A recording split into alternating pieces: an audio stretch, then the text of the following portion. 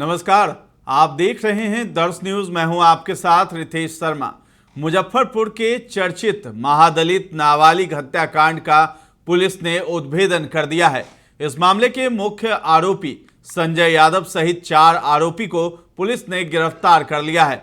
आपको बताते चले कि पूरा मामला मुजफ्फरपुर जिले के पारू थाना क्षेत्र के लालू छपरा पंचायत के गोपालपुर नया टोला गांव का है, जहां बीते दिनों महादलित नाबालिग का संदिग्ध परिस्थिति में डेड बॉडी बरामद हुआ था, जिसके बाद परिजनों ने गांव के ही रहने वाले संजय यादव पर अन्य सहयोगियों के साथ मिलकर अपनी बेटी को घर से अगवा कर दुष्कर्म के बाद हत्या करने का आरोप लगाया था। मामले की गंभीरता को देखते हुए एसएसपी राकेश कुमार के निर्देश पर एसडीपीओ सरैया कुमार चंदन के नेतृत्व में एक एसआईटी का गठन किया गया था। साथ में डीआईयू की टीम भी लगातार आरोपी के गिरफ्तारी के लिए छापेमारी कर रही थी। आरोपी की गिरफ्तारी नहीं होने के बाद घटना के महज 6 दिनों के अंदर ही कोर्ट से आदेश निर्गत होने के बाद आरोपी संजय यादव के घर की कुर्की कर ली गई थी। वहीं आरोपी के घर पर पुलिस ने बुलडोजर भी चलवा दिया था। यूपी में जिस तरीके से बुलडोजर चलता है, उसी तरीके से बिहार में पहली बार आरोपी के घर पर बुलडोजर चलवाया गया था।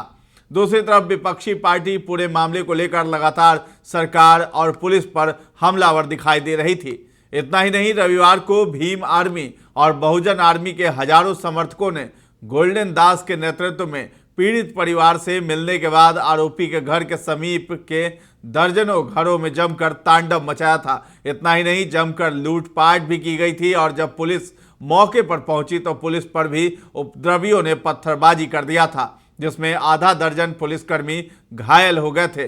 पुलिस ने भी जवाबी कार्रवाई करते हुए नेता गोल्डन यादव सहित 17 लोगों को गिरफ्तार कर लिया है। वहीं तकरीबन 40 बाइक को भी जब्त किया गया है। पुलिस ने बताया है कि इस मामले में बहुजन आर्मी और भीम आर्मी के कार्यकर्ताओं समेत कुल 17 लोगों को गिरफ्तार किया गया था। इन लोगों ने भीड़ को उकसाया और आसपास के घरों में तोड़फोड़ और लूटपाट भी की। इनके कार्यकर्ताओं ने पुलिस पर भी रोड़ेबाजी की, जिसको लेकर हमारी ओर से केस दर्ज किया जा रहा है। ये जिन गाड़ियों से आए थे उनको भी जब्त किया गया था, जिसमें एक फॉर्च्यूनर, 84 मोटरसाइकिल बरामद हुई है। अफवाह फैलाने वाले मीडिया संस्थानों पर भी कार्रवाई पुलिस की ओर से की जाएगी। इस घटना क्रम के बाद में लगातार राजनीतिक दलों का उस घटना स्थल पे और उस ग्रामीण गांव में लगातार आना जाना हो रहा था। उसी क्रम में कल एक नवयुवक हैं जिनका नाम गोल्डन दास है, वो वहाँ कल आए हुए थे अपने समर्थकों के साथ में और उन्होंने वहाँ पे काफ़ी उग्र तरीके से अपने भाषण को रखा, जिससे इनके समर्थक उत्तेजित हो गए और इनके समर्थकों के द्वारा लगभग 5 से 6 घरों में जाके तोड़फोड़ की गई। एक तो जो आरोपी थे जिनको गिरफ्तार किया गया था मिथिलेश राम, उनके घर के बाहर जो सामान पड़ा था उससे तोड़फोड़ की गई और जो उनके पड़ोसी थे उनके घरों में तोड़फोड़ की गई। और चूंकि वहाँ पर पुलिस बल मौजूद था तो जैसे ही ऐसा मूवमेंट हुआ तो 5 मिनट के अंदर पुलिस ने अपना एक्शन करना शुरू कर दिया। हम लोगों ने हल्का बल प्रयोग किया और वहाँ से उन लोगों को हटाया। उस क्रम में हम लोगों ने 16 लोगों की गिरफ्तारी की है, जिसमें से जो इसके मुख्य अभियुक्त हैं जिनका नाम गोल्डन दास, उनकी भी गिरफ्तारी की गई। जब उनका आपराधिक इतिहास हम लोगों ने देखा है तो अभी तक कुल मिला के 23 केस उनके ऊपर गया जिले, औरंगाबाद जिले और जहानाबाद जिले में हम लोगों को प्राप्त हुए हैं। बाकी 2 केस पटना में भी हैं, रूपसपुर थाना से भी ये जेल भेजे गए थे। एक केस अभी गया के खिजराय थाने में भी है, जो अभी रिसेंटली इसी साल 2024 में हुआ है। और अभी तक की जानकारी के हिसाब से वो अभी 4 कांडों में वो वांछित भी हैं, जिसमें वो बेल आउट नहीं है, वांटेड है। तो हम लोग अपने यहाँ भी इसमें 2 कांड प्रतिवेदित हो रहे हैं, जिसमें एक पीड़ित पक्ष है जिनके घरों में लूटपाट सामान तोड़ा गया है, वो लोग कर रहे हैं। दूसरा कांड पुलिस दर्ज कर रही है, चूँकि पुलिस के ऊपर भी इन लोगों के द्वारा रोड़ा पत्थर चलाया गया था। तो इस कल वाले घटनाक्रम में कुल 16 लोगों की गिरफ्तारी की गई है और इसमें हम लोगों ने 2 व्हीकल भी हम लोगों ने जब्त किए हैं, जिसमें एक फॉर्च्यूनर है जिससे आए थे, इसके अलावा एक पिकअप है और 38 मोटरसाइकिल्स जो वहाँ से हम लोगों ने जब्त की हैं, जो उनके समर्थकों की थी। हम सारी जितनी बाइक जब्त की गई हैं उन सभी का सत्यापन करा रहे हैं और इसमें जो फर्दर कार्रवाई की जाएगी उससे हम आप लोगों को अवगत कराएंगे। इसके साथ ही कुछ हम लोगों ने चैनल भी सिलेक्ट किए हैं, हम लोगों की साइबर टीम ने भी सिलेक्ट की हैं, जिन्होंने शुरुआत से इस घटना में लगातार दुष्प्रचार किया। पुलिस ने ऑफिशियल स्टैंड रखने के बाद भी दुष्प्रचार किया गया, विशेषकर गैंगरेप के बारे में दुष्प्रचार किया गया और बॉडी के जो प्राइवेट पार्ट्स हैं वहाँ पे इंजरी के बारे में दुष्प्रचार किया गया है। हम लोग ऐसे सारे चैनल्स को अब नोटिस देने जा रहे हैं और जो भी IT एक्ट के अंतर्गत और जो भी सूचना एवं जनसंपर्क विभाग के प्रावधान है, उन प्रावधानों के अंतर्गत उनकी कार्रवाई की जाएगी। अब एहतियातन क्या बरता जा रहा है सर घटनास्थल? घटनास्थल पे हम लोगों की फोर्स मजिस्ट्रेट है, लगभग एक कंपनी वहाँ पे हम लोगों की DSP रैंक के ऑफिसर वहाँ पे राउंड द क्लॉक हैं, 2 इंस्पेक्टर रैंक के ऑफिसर हैं और लगभग 100 पुलिसकर्मी वहाँ पे हैं। वहाँ माहौल पूरी तरीके से शांति है, अभी कोई वहाँ विधि व्यवस्था की समस्या। पत्थरबाजी में पुलिसकर्मी भी घायल हो चुके? हाँ, कुछ थोड़ा बहुत पुलिसकर्मियों को चोट लगी है पत्थरबाजी में और इसलिए हम लोग पुलिस कांड भी अपना दर्ज कर रहे हैं।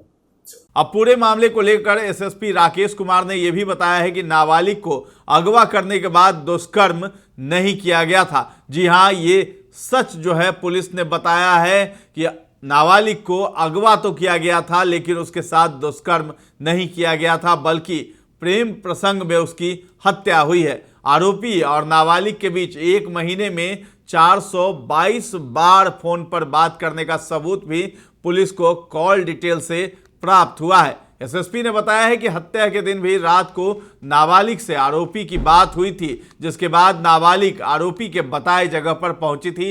संजय यादव ने अपने अन्य सहयोगियों के साथ मिलकर नाबालिग की हत्या कर दी थी। मुख्य अभियुक्त संजय ने अपना भेद खुलने के डर से लड़की का गला दबा दिया और चौर में घसीटकर हाथ पांव बांधकर पानी में गाड़ दिया था ताकि सबको कोई देख न पाए। साथ ही खुरपी से उस स्थान की मिट्टी को खुरचकर भाग निकला था। गैंगरेप और प्राइवेट पार्ट को काटने की बात अफवाह बताया गया है पुलिस के द्वारा। और पुलिस ने यह भी बताया कि हमने इस मामले में जिस गाड़ी से संजय यादव भागा था वो बोलेरो वाहन जब्त किया है, साथ ही खुरपी भी बरामद कर ली है। इसमें मुख्य आरोपी समेत कुल 5 लोग गिरफ्तार हैं, 2 की तलाश की जा रही है। 12 अगस्त को पारू थाना के अंतर्गत एक गांव है लालू छपरा, वहाँ एक बड़ी संवेदनशील घटना घटित हुई थी जिसमें एक नाबालिग बच्ची थी, उनका शव प्राप्त हुआ था। उसी आलोक में कांड दर्ज किया गया था और हम लोग इस केस को इन्वेस्टिगेट कर रहे थे। इसमें एक SIT गठित की गई थी SDPO सरैया चंदन उनके नेतृत्व में, जिसमें हम लोगों के DIU की टीम, उनके जो प्रभारी हैं लाल किशोर वो और जो पारू के थाना अध्यक्ष हैं मोनू कुमार, जो कि उस कांड के अनुसंधानक भी लगातार सक्रियता से इस केस में हम लोग लगे हुए थे। इस केस में घटना के 3 दिन उपरांत एक व्यक्ति की गिरफ्तारी की गई थी जिनका नाम मिथिलेश राम था, जिसके बारे में आप लोगों को मैंने पूर्व में सूचना भी दी थी। आज सुबह इसमें 4 लोगों की गिरफ्तारी और की गई है, जिसमें से एक जो नामजद अभियुक्त था जिनका नाम संजय राय है, जो इस घटना के मुख्य अभियुक्त थे, उनकी गिरफ्तारी की गई है। अररिया जिला है वहाँ के पास से। इसके अतिरिक्त 3 और अपराध कर्मी इसमें गिरफ्तार किए गए हैं जो उनके सहयोगी के रूप में थे, जिसमें एक का नाम पंकज पासवान है, दूसरे का नाम चुन्नू है और तीसरे का नाम मुन्ना पासवान है। इस प्रकार से इस पूरे घटनाक्रम में अभी तक हम लोगों ने कुल 5 लोगों की गिरफ्तारी की है। इसमें पूरी घटना में अभी 2 लोगों की संलिप्तता और प्रकाश में आई है पूछताछ के दौरान, तो हम लोग प्रयास कर रहे हैं और हम लोग की टीम उन दोनों लोगों की गिरफ्तारी के लिए भी प्रयासरत है। इस घटना के पीछे जो वजह थी, जिसकी वजह से ये घटना घटित हुई है, वो ये है कि जैसा कि आप सभी को ज्ञात होगा कि पूर्व में भी इस बात को प्रकाशित किया था आप सभी ने कि जो मृतका हैं और जो इसके मुख्य अभियुक्त हैं संजय राय, दोनों के बीच में लगभग पिछले 3 वर्षों से काफ़ी बातचीत होती थी, जिसके टेलीफोनिकली एविडेंस भी हम लोगों के पास में है और दोनों की जो CDR के डिटेल्स हैं वो इस चीज़ की पुष्टि भी करते हैं। घटना 11 मई की रात की है, 11 अगस्त की रात की है। तो 11 अगस्त को रात्रि में लगभग 10:30 बजे से 11 बजे के बीच में दोनों की टेलीफोन पर बात हुई, जिसकी पुष्टि CDR में भी है। उस फोन पे वार्ता के उपरांत जो मृतका है वो वहाँ पे गई, जो एक नियत जगह रहती थी, वो चौर का इलाका है उसी गांव का, जहाँ पे ये मुख्य अभियुक्त संजय राय, उन्होंने मृतका को बुलाया था और गांव के जो 5 नवयुवक हैं जिनको लगभग पिछले 2-3 महीने से इस पूरे घटनाक्रम की जानकारी थी और इन लोगों का उद्देश्य ये था कि अब इन लोगों को रंगे हाथ पकड़ना है और हम लोगों के समाज विशेष की बच्ची है जिसके साथ में ये व्यक्ति गलत करता है। तो इन 5 ही नवयुवकों ने उस दिन इनको रंगे हाथ पकड़ने की योजना बनाई। तो जब ये बच्ची वहाँ पहुंची है तो उसके तुरंत 2 या 3 मिनट के अंदर ये 5 जो नवयुवक, जिनमें से 3 की गिरफ्तारी की गई है, 2 अभी फरार हैं, ये 5 वहाँ पे पहुंच गए और दोनों जब वहाँ पे पहुंचे तो मृतका और ये मुख्य अभियुक्त संजय दोनों वहाँ बैठे हुए थे। इन लोगों ने वहाँ पे हॉट टॉक हुआ जिसमें हल्की सी मारपीट इसके साथ भी हुई, जो मुख्य अभियुक्त संजय के साथ भी हुई और जो मृतका है उसके साथ भी हुई। तो इसमें से इन लोगों के पास एक रॉड थी, वो रॉड से वार किया गया। वो रॉड जो चलाई वो रॉड पंकज ने चलाई, वो रॉड मृतका के सिर में लगी। खुरपी भी वहाँ पे थी। फिर जब इनको लगा कि वो रॉड से वो बेहोश होकर नीचे गिर गई, तब इनको लगा कि शायद कहीं ऐसा ना हो कि मृत्यु हो जाए, तब फिर खुरपी से भी उसके ऊपर वार किया गया। और इस दौरान फिर इनको लगा कि शायद वो अनकॉन्शियस हो गई है, तो ये लोग वहाँ से भाग खड़े हुए, जिसका मुख्य अभियुक्त था संजय वहाँ पे मौजूद था। संजय को लगा कि अब मेरा भी इसमें भेद खुल जाएगा, तो संजय ने वहाँ पे जो ढैंचा होता है, ढैंचे की पत्तियों से जो रस्सी बनती है, उससे उसके हाथ पैर को बांधा, उसका गला दबाया और मृतका को घसीटते हुए, जो घटना स्थल है लगभग वहाँ से 20 से 30 मीटर दूर चौर में, जहाँ हल्का सा पानी था, गहराई का इलाका था और झाड़ियाँ थी, वहाँ घसीटते हुए ले गए। इसने वहाँ उनको दबा दिया ताकि उनकी डेड बॉडी ऊपर ना आने पाए और लोग खोज नहीं पाए। इसके बाद में जो खुरपी वहीं फेंकी हुई थी, उस खुरपी से इसने जो घटनास्थल था, घटनास्थल की मिट्टी को भी खोदा, ताकि ऊपर से देखने पे जो खून के दाग हैं, धब्बे हैं, वो प्रथम दृष्टया देखने से प्रतीत नहीं हुई। इसके बाद ये अपने एक जो सहयोगी है, जिसकी गिरफ्तारी पहले की गई है, मिथिलेश, और बुलेरो से उसके साथ में भागा और भाग के छपरा गया। फिर ये लगातार भागते रहे, मोबाइल इनका बंद रहा, हम लोग लेकिन ट्रेस करते रहे और फाइनली जो है इनकी आज सुबह गिरफ्तारी वो अररिया से हो गई है। हम लोगों ने इस कांड में अभी तक जो चीज़ें जब्त की हैं, वो एक हथियार जो खुरपी है उसको जब्त किया है हमने। इसके अलावा जो वाहन है बुलेरो जिससे भागे थे, उसको जब्त किया है। 4 मोबाइल फ़ोन हैं जो इन्हीं अभियुक्तों के हैं, वो हम लोगों ने जब्त किए हैं और इसमें अभी 2 अपराधकर्मी फरार हैं, जिनकी हम लोग गिरफ्तारी के लिए प्रयासरत हैं। और इसके अतिरिक्त कुछ अन्य एग्जिबिट्स भी हैं जो हम लोगों को अभी सीज करने हैं, जिसके लिए हम लोग सर्च अपना जारी रखे हैं। उम्मीद कर रहे हैं कि कल शाम तक इसमें हम लोगों को कुछ और बरामदगी और गिरफ्तारी भी होगी, जिससे हम आप लोगों को अवगत करेंगे। जो आरोपी गिरफ्तारी हुई गांव के रहने वाले हैं बाहर? सारे आरोपी उसी गांव के। घटना के बाद ये लोग दूसरे जिले में रह रहे थे? नहीं, सारे आरोपी में से जो 2 आरोपी अभी हम लोग नहीं पकड़ पाए हैं, ये 2 आरोपी तो उसके अगले ही दिन फरार हो गए थे, लेकिन जो बाकी आरोपी हैं वो लगातार रह रहे थे और उनकी चूंकि लगा कि चूंकि ये नामजद अभियुक्त है संजय राय और पुलिस इन पर ही फोकस कर रही है, लेकिन संजय राय की गिरफ्तारी के उपरांत जब पूछताछ हुई तो ये सारा मामला प्रकाश में आया और फिर हम लोगों ने इनके जो क्रॉस चेक भी इन लोगों को किया मोबाइल एनालिसिस के बेस पे, तो उस बात की पुष्टि हुई और फिर जब ये तीनों से हम लोगों ने पूछताछ की तो उन लोगों ने अपनी अपराध में संलिप्तता को स्वीकार भी किया। परिवार का भी कुछ सर आया है इसमें?